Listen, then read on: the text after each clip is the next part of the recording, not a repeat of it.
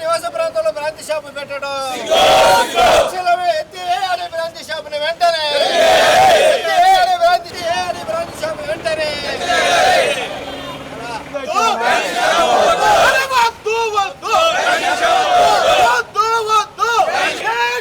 Brandy shop వెంటనే తొలగించాలి brandy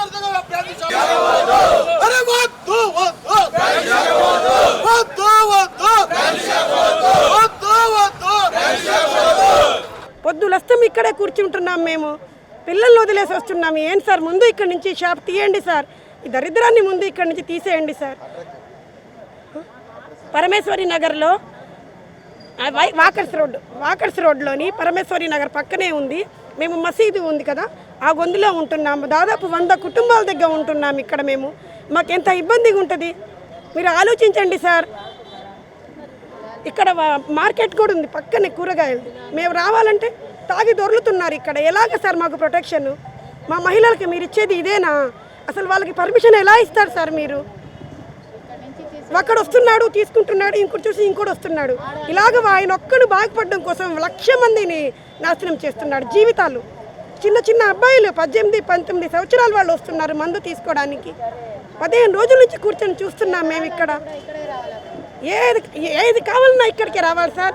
ఇది మెయిన్ రోడ్డు, అసలు బైపాస్కి కూడా తగులుతుంది ఇది సార్. మేము కోరుకుంది ఏంటంటే, మా డిమాండ్ ఏంటంటే ఇక్కడి నుంచి ముందు ఈ బార్ షాప్ని తీసేయండి ప్లీజ్ సార్. వెంటనే తొలగించండి, లేకపోతే మేము ఎక్కడి దాకైనా వస్తాము చెప్తున్నాము.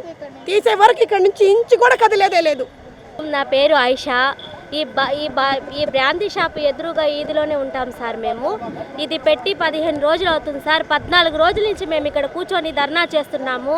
మాకు నిత్యావసర వస్తువులన్నీ ఇక్కడే దొరుకుతాయి సార్. ఉదయం లేస్తే మేము వాకింగ్కి ఇక్కడి నుంచే వెళ్ళాలి, కూరగాయలకి రావాలి, టిఫిన్ అంగళ్ళకి రావాలి, మా పిల్లల్ని స్కూల్కి ఆటోలు ఎక్కించడానికి రోడ్డు మీదకే రావాలి సార్. ఇటువంటి ప్రశాంతమైన వాతావరణం తీసుకొని వచ్చి ఈయన బ్రాంతి షాపు పెట్టాడు సార్. ఇతనికి పర్మిషన్ ఎలా ఇస్తారు సార్? మా ఏరియాలో ఇతనికి పర్మిషన్ ఎలా ఇస్తారు? మాకు చాలా ఇబ్బందిగా ఉంది సార్. ఇది ఎంత ఇబ్బందిగా ఉందంటే, మేము 14 రోజుల నుంచి మా ఇల్లు వాకిల్ని వదిలేసి మేము ఇక్కడ కూర్చొని ధర్నా చేస్తున్నాం సార్. ఒక్కరు కూడా మమ్మల్ని పట్టించుకునే వాళ్ళు ఎవ్వరు లేరు. ఒక్కరు కూడా మా సమస్య ఏందని ఒక్కరు కూడా రాలేదు సార్. ఓట్ల కోసము 10 సార్లు మా ఇల్లు చుట్టూ తిరుగుతారు సార్.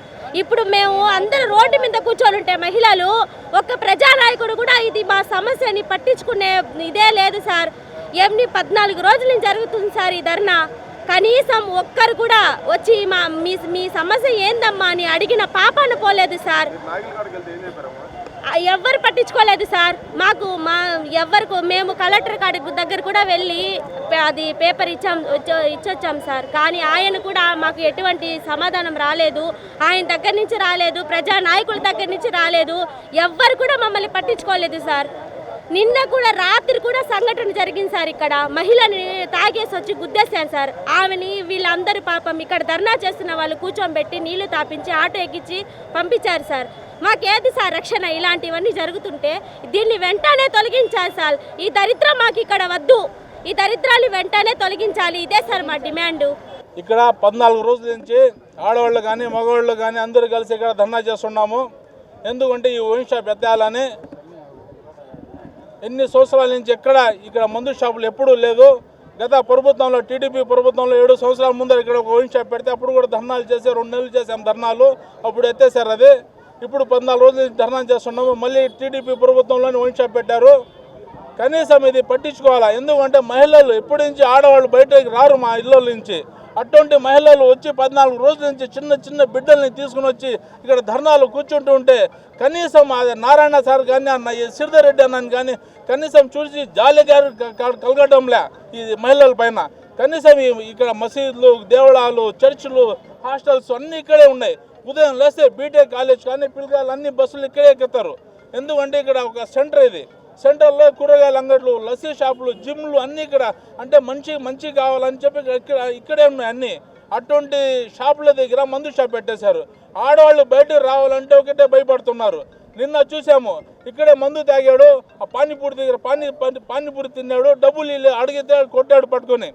అటువంటి రౌడిజం జరుగుతుంది. ఎందుకంటే లోపల మందు అట్లా పని చేస్తుంది. ఆ మందు మాకు వద్దు. ఒక్కసారి శ్రీధర్ అన్న కానీ ఆ నారాయణ సార్ కానీ మాకు ఎలక్షన్ ముందర మాట ఇచ్చారు, జెండా విధి షాదీ మంచంలో మీటింగ్ పెట్టి మీ ముస్లిమ్స్కి ఏదైనా ఇబ్బంది కలిగితే నేను ఉంటాను మీరు తోడని చెప్పి చంద్రబాబుతో సహా మీటింగ్లో మాకు మాట ఇచ్చారు. అటువంటి ముస్లిమ్స్ 14 రోజుల నుంచి వీళ్ళు పార్టీలకు సంబంధం లే, మా వైసీపీ కాదు ఏం కాదు, జనాలు వీళ్ళు ప్రజలు అటువంటి సమస్యలు ధర్నా చేస్తుంటే కనీసం నారాయణ సార్ పట్టించుకోవడంలే. మాట ఇచ్చారు, ఎలక్షన్లు గెలిచారు, ఇంకా పని అయిపోయినట్టుగా ఉన్నారు.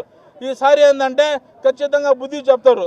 ఇప్పుడైనా మారి ఈ లైసెన్స్ క్యాన్సిల్ చేసి, లైసెన్స్ క్యాన్సిల్ చేయకపోతే కూడా ఇక్కడి నుంచి ఎత్తి పక్కన పెట్టాలని చెప్పి ఆమె కోరుకుంటున్నాం.